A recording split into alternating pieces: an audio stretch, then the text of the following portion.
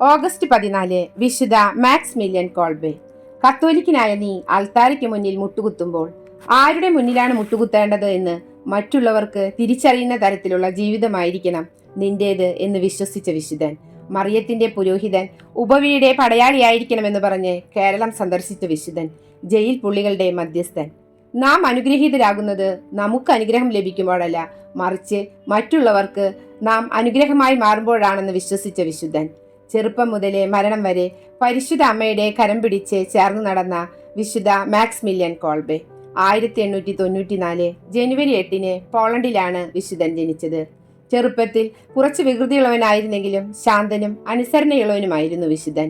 12 വയസ്സുള്ളപ്പോൾ ഒരു ദിവസം വിശുദ്ധന്റെ അമ്മ അവനോട് ചോദിച്ചു, ഇങ്ങനെ പോയാൽ നീ എന്തായിത്തീരും? പരിശുദ്ധ അമ്മയുടെ കരം പിടിച്ച് നടന്നിരുന്ന വിശുദ്ധൻ പള്ളിയിൽ പോയി പരിശുദ്ധ അമ്മയോട് ആ ചോദ്യം ആവർത്തിച്ചു, ഞാൻ എന്തായിത്തീരുമെന്ന്. പരിശുദ്ധ അമ്മ അവന് 2 കിരീടം കാണിച്ചു കൊടുത്തു, ഒന്ന് വെളുത്തതും ഒന്ന് ചുവന്നതും. ഇതിലേതാണ് നിനക്ക് വേണ്ടത് എന്ന ചോദ്യത്തിന് 2ഉം വേണമെന്ന് വിശുദ്ധൻ മറുപടി പറഞ്ഞു. വെളുത്ത വിശുദ്ധിയുടെ കിരീടവും ചുവന്ന രക്തസാക്ഷിത്വത്തിന്റെ കിരീടവും.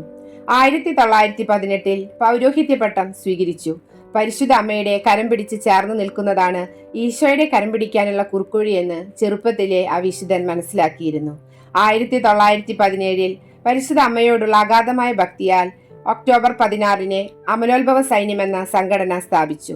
തന്റെ ഉത്സാഹപൂർണമായ പ്രഘോഷണങ്ങളും എഴുത്തുകളും വഴി വിശുദ്ധൻ യൂറോപ്പിലും ഏഷ്യയിലും നിരവധി പ്രേക്ഷിത പ്രഘോഷണങ്ങൾ നടത്തി. പരിശുദ്ധ ദൈവമാതാവ് ത്രിത്വൈക ദൈവത്തിന്റെ എല്ലാ അനുഗ്രഹങ്ങളുടെയും മധ്യസ്ഥയാണെന്നും ദൈവജനത്തിന്റെ വക്താവാണെന്നുമുള്ള സഭയുടെ ബോധ്യം നിറഞ്ഞു നിന്നിരുന്ന വിശുദ്ധൻ. 1941 2ാം ലോകമഹായുദ്ധകാലത്ത് നാസികൾ വിശുദ്ധനെ ഓഷ്യറ്റ്സ് തടങ്കൽ പാളയത്തിൽ തടവിലാക്കി. 16,670 എന്നായിരുന്നു വിശുദ്ധനായ ആ തടവുകാരന്റെ നമ്പർ. പുരോഹിതനായതുകൊണ്ട് മറ്റുള്ളവരെക്കാൾ ക്രൂരമായാണ് അദ്ദേഹത്തോട് പെരുമാറിയത്. ഈ നാസികൾക്ക് നമ്മുടെ ശരീരത്തെ ഉപദ്രവിക്കാൻ കഴിഞ്ഞേക്കും, പക്ഷേ നമ്മുടെ ആത്മാവിനെ കൊല്ലാൻ അവർക്കാവില്ല എന്ന് വിശുദ്ധൻ തടവുകാരെ ബോധിപ്പിച്ചു. അദ്ദേഹത്തിന്റെ കണ്ണുകൾ താഴ്ത്തിപ്പിടിക്കാൻ അക്രമികൾ വിശുദ്ധനോട് എപ്പോഴും പറഞ്ഞിരുന്നു.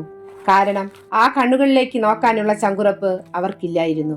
എത്ര ക്രൂരമായി ഉപദ്രവിച്ചാലും ആ കണ്ണുകളിൽ നിറഞ്ഞു നിന്നിരുന്നത് സ്നേഹമായിരുന്നു.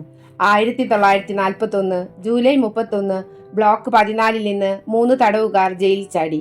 കുപിതരായ നാസികൾ ക്രൂരമരണത്തിനായി തിരഞ്ഞെടുത്ത 10 പേരിൽ ഒരാൾക്ക് പകരമായി പട്ടിണി കിടന്നു മരിക്കാൻ തയ്യാറായി മുന്നോട്ട് വന്നയാളാണ് വിശുദ്ധൻ. 10 പേരെയും ബങ്കറിൽ പട്ടിണിക്കിട്ട് കൊല്ലാൻ അടച്ചിട്ടു. സാധാരണയായി പ്രതീക്ഷകൾ അസ്തമിച്ച ആ ബങ്കറിൽ നിന്ന് ഉയരേണ്ട കരച്ചിലിനും ശാപവാക്കുകൾക്കും പകരമായി പ്രാർത്ഥനകളും ജപമാലകളും ഉയർന്നു. ഈ 10 പേരിൽ അവസാനമായി മരിക്കുന്നത് താനായിരിക്കണമേ എന്ന് വിശുദ്ധൻ ആഗ്രഹിച്ചു. കൂടുതൽ ജീവിക്കാനുള്ള ആഗ്രഹം കൊണ്ടല്ല, ആ 10 പേരെയും ദൈവമഹത്വത്തിനായി നല്ല മരണത്തിന് ഒരുക്കാനായിരുന്നു. അങ്ങനെ 9 പേരും നൽമരണം വരിച്ചു. പട്ടിണിക്കിട്ടും മരിക്കാതിരുന്ന വിശുദ്ധനെ ആസിഡ് കുത്തിവെച്ചാണ് കൊന്നത്. സ്നേഹിതർക്ക് വേണ്ടി ജീവൻ അർപ്പിക്കുന്നതിനേക്കാൾ വലിയ സ്നേഹമില്ല എന്ന് ജീവിത അവസാനത്തിലും കാണിച്ചു തന്ന വിശുദ്ധൻ 1982 ഒക്ടോബർ 10 വിശുദ്ധനായി നാമകരണം ചെയ്യപ്പെട്ടു.